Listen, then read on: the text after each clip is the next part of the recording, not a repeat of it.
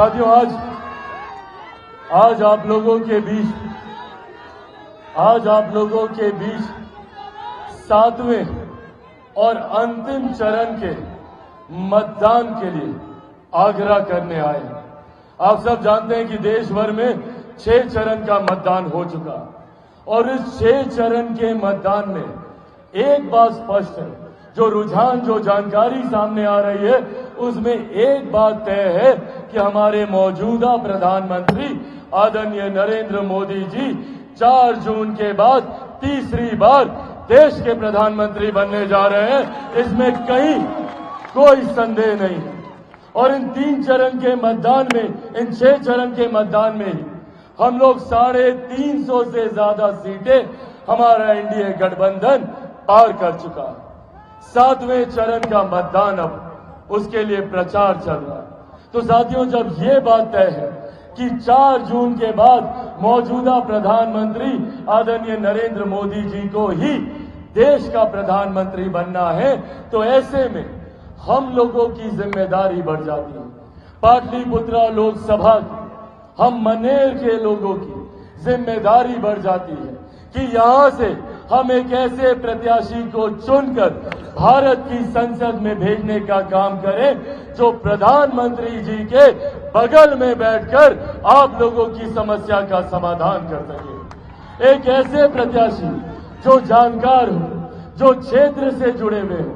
और ऐसे में मुझे इस नाम को गर्व से लेने में कहीं कोई संकोच नहीं है, ना सिर्फ इसीलिए कि वो जानकार व्यक्ति है, ना सिर्फ इसीलिए कि वो अनुभवी है, ना सिर्फ इसीलिए कि उनकी तत्परता आपके प्रति, क्षेत्र में विकास के कार्यों के प्रति संसद में मैंने खुद उनके साथ रहकर अनुभव किया है। देखा है मैंने कि किस तरीके से आपकी क्षेत्र की समस्याओं के लिए दिन रात बिना इस बात की परवाह किए हुए कि वो कार्य कैसे होगा, मंत्री के पास जाकर, प्रधानमंत्री के पास जाकर, मुख्यमंत्री जी के पास जाकर दिन रात वो प्रयासरत रहे।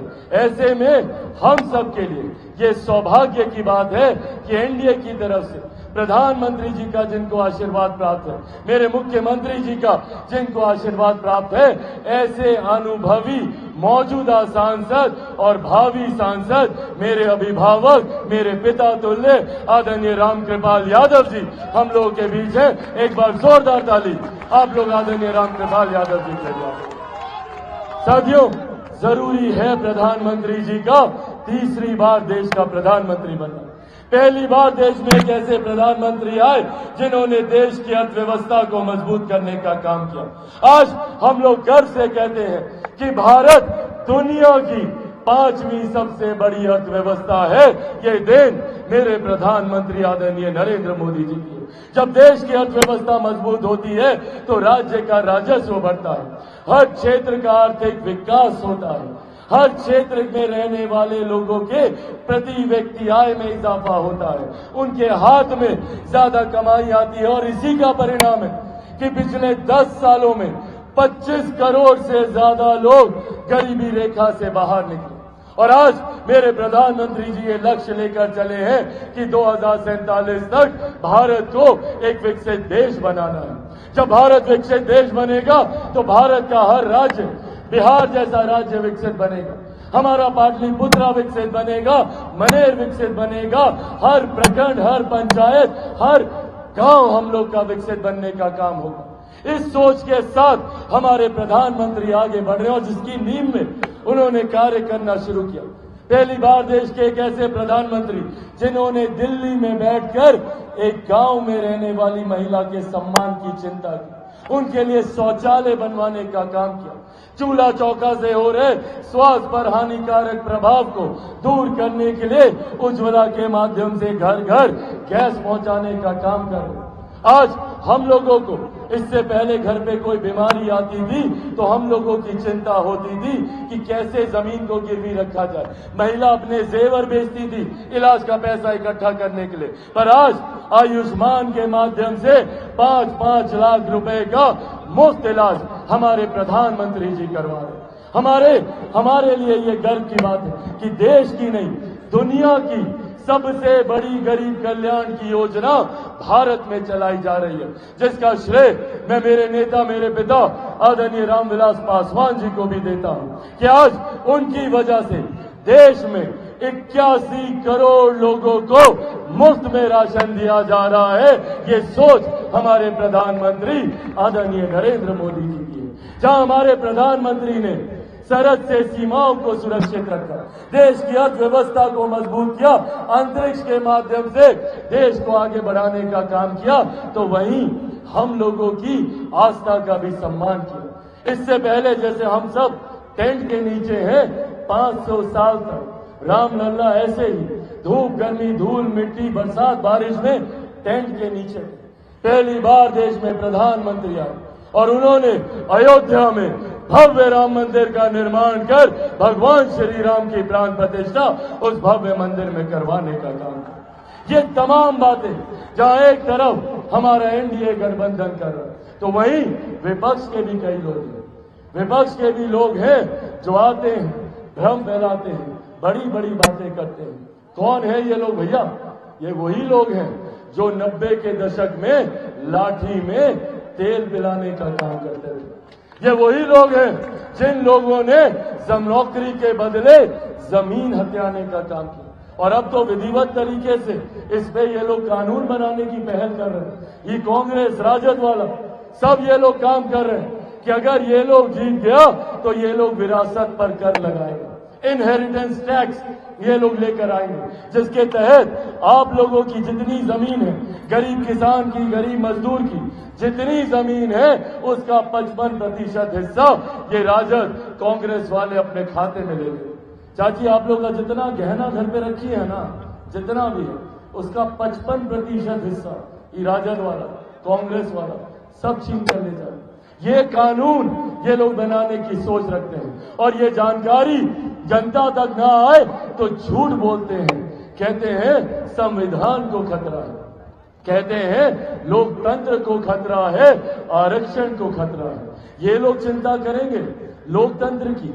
जिन लोगों ने सन 75 में आपातकाल लगाकर सही मायनों में लोकतंत्र की हत्या करने का काम किया, आज ये लोग लोकतंत्र के संरक्षक बने हुए हैं।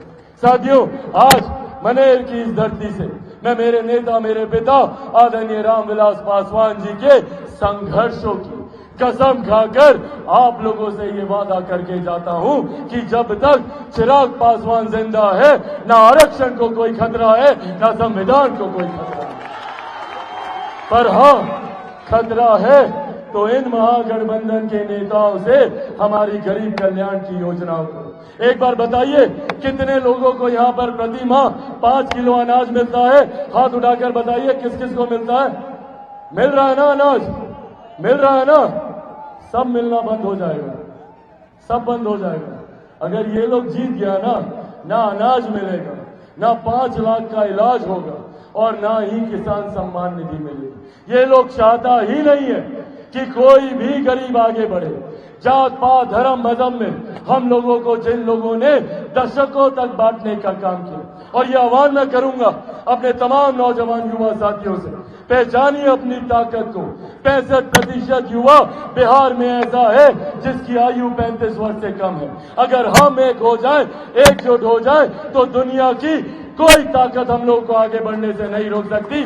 जरूरत है हमें एकजुट होने की, पर ये राजनीतिक दल हमें जात पात में बांटने का काम करते हैं। इसीलिए साथियों, आज आग्रह करने आए हैं, समय ज्यादा नहीं है, महज 2-3 दिन का प्रचार अब बाकी रह गया।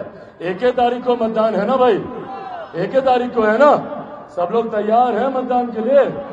जाइएगा ना वोट डालने? कितना नंबर पर बटन दबाइएगा? कितना नंबर?